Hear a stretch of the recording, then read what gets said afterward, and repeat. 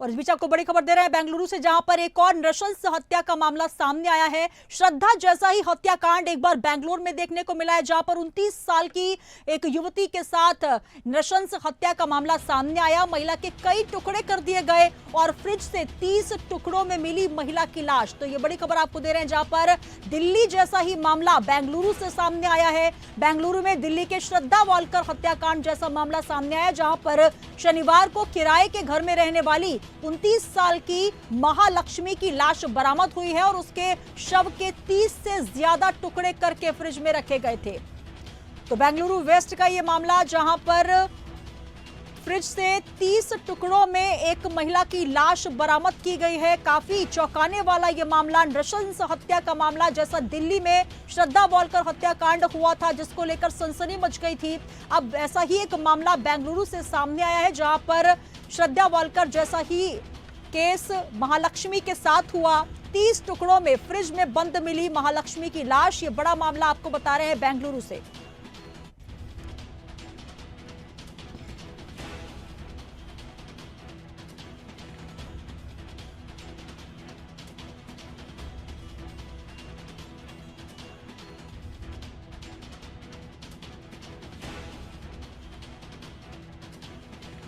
तस्वीरें आपको दिखा रहे हैं उस क्राइम सीन की, जहां पर महालक्ष्मी की लाश मिली है फ्लैट में। 29 साल की महालक्ष्मी, जिसके 30 टुकड़े किए गए, फ्रिज से 30 टुकड़े बरामद किए गए। और ऐसा ही एक नृशंस हत्याकांड कुछ समय पहले आपने देखा और सुना, जहां पर सभी की रूह कांप गई। दिल्ली के श्रद्धा वालकर जैसा ही सेम मामला बेंगलुरु से सामने आया है। हालांकि अभी क्या कुछ कारण है ये स्पष्ट नहीं हो पाए, लेकिन बेंगलुरु में वही नृशंस हत्या और घिनौना अपराध देखने को मिला, जहां पर एक महिला की फ्रिज से 30 टुकड़ों में लाश बरामद हुई है।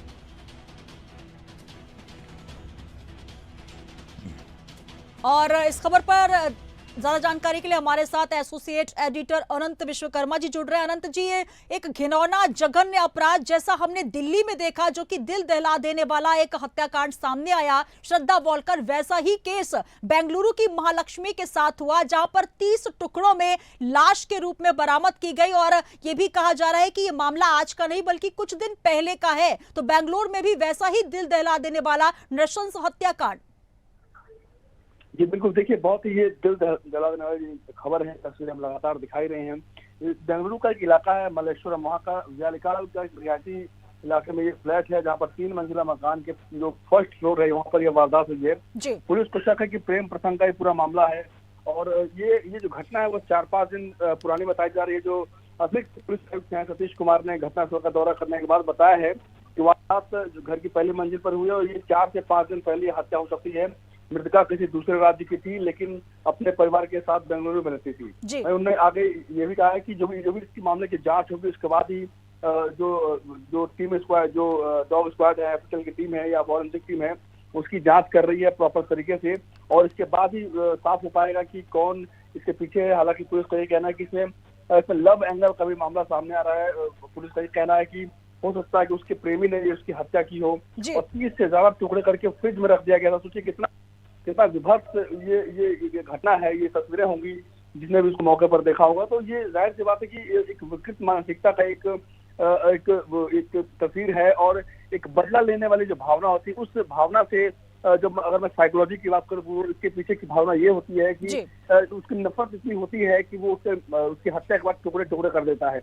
ये बेहद गंभीर मामला है और इसे देखकर पुलिस भी हैरान है और लगातार इसकी जांच की जा रही है कि किसने इसकी हत्या की या कौन इसके पीछे का असली गुनहगार है। पुलिस अब लगातार इसमें जांच में जुट गई है। जी बिल्कुल अनंत जी, अगर बात की जाए जिस तरीके से, अगर हम श्रद्धा केस की बात करें तो 30 टुकड़ों में श्रद्धा की लाश फ्रिज से बरामद हुई थी। हालांकि वहां लव जिहाद का मामला का एंगल दिया जा रहा था, यहाँ पर भी प्रेम प्रसंग का एंगल दिया जा रहा है। लेकिन कहीं ना कहीं जो तमाम खबरें आ रही है उसमें यह भी कहा जा रहा है जो महालक्ष्मी अपने फ्लैट में रहती थी, उनका पति जो है कहीं बाहर काम करते थे। कुल मिलाकर तरह तरह की बातें हम निकल कर आ रही है। लेकिन सबसे बड़ा सवाल ये कि जब पहले 30 टुकड़ों में एक लाश मिली, अब सेम उसी ही पैटर्न में, क्योंकि जो अपराधी होते हैं वो किसी पैटर्न को फॉलो करते हैं, लेकिन यहाँ पर दिल्ली और बेंगलोर अलग अलग कनेक्शन है, लेकिन एक ही सिद्धांत पर एक ही तरीके से अगर ये मर्डर किया गया है, तो कुल मिलाकर ये भी कहा जा सकता है कि जो आपराधिक प्रवृत्ति के लोग होते हैं तो किसी एक क्राइम सीन से एक कहीं ना कहीं इंस्पिरेशन लेते हैं और दूसरे क्राइम सीन को अंजाम देते हैं। तो ये कहीं ना कहीं मानसिकता, जिस प्रकार से आपने सही कहा कि घृणित मानसिकता तो है, लेकिन विक्षिप्त मानसिकता साफ तौर पर नजर आ रही है।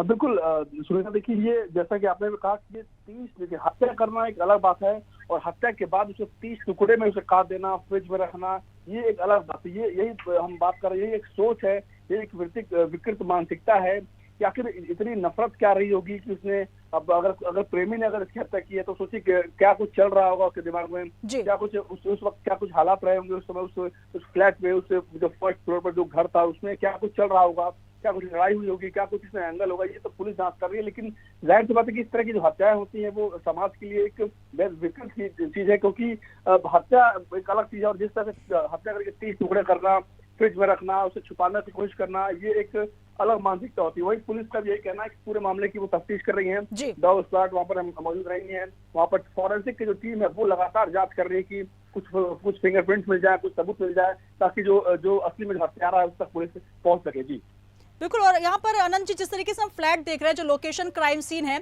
और रिहायशी इलाका है, फर्स्ट फ्लोर पर मकान है, इस पूरे मामले में क्या कोई प्रत्यक्षदर्शी सामने नहीं आया? क्योंकि जिस तरीके से हत्या की गई है, एक घिनौना अपराध, और इस पूरे मामले में कहीं कोई आवाज, कहीं कोई प्रत्यक्षदर्शी भी फिलहाल सामने नहीं पाया। इस मामले में क्या कोई जानकारी हासिल हो पाई है?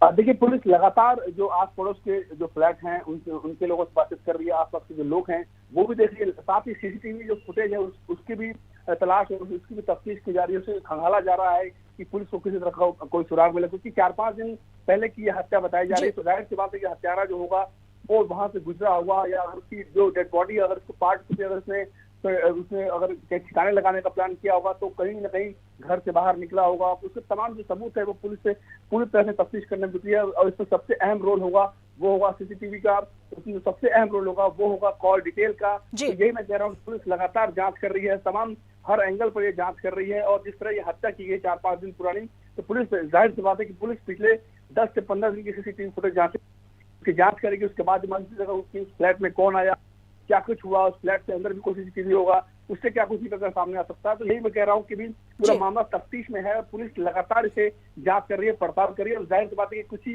हो सकता है कि आज ही इसका खुलासा हो जाए या फिर 1-2 दिन लगे, लेकिन जिस तरह की हत्याकांड ये हुआ है वो पूरा दिल दिला देने वाला है। तो फिर हम लगातार दिखा रहे हैं कि बेहद नृशंस हत्या है और एक विकृत मानसिकता का एक बड़ा एग्जाम्पल भी। जी चलिए, बहुत शुक्रिया हमारे साथ जुड़ने के लिए अनंत जी। तो तस्वीरें आपको दिखा रहे हैं क्राइम सीन की, जहां पर जो बिल्डिंग है, रिहायशी इलाका, वहां पर श्रद्धा का केस जैसा ही एक सामने केस आया है, जो कि दिल्ली में नृशंस हत्या हुई थी। अब बेंगलुरु में महालक्ष्मी शिकार हुई है, 30 वर्षीय महालक्ष्मी, जिसकी जो लाश है वो 30 टुकड़ों में बरामद हुई है। आप समझ सकते हैं कि कितना नृशंस, कितना घिनौना और ये कुत्सित दुष्कृत्य जो है ये सामने आया है, जहां पर अब बेंगलुरु वेस्ट के additional police commissioner N Satish Kumar ने कहा है कि घटना जो है वो पुलिस थाना क्षेत्र के मल्लेश्वर इलाके की है और ऐसा लग रहा है जैसे हत्या कुछ दिन पहले की है, 4 से 5 दिन पहले की हत्या बताई जा रही है। डॉग स्क्वाड और फॉरेंसिक एक्सपर्ट की टीम भी मौके पर पहुंचकर पतासाजी कर रही है।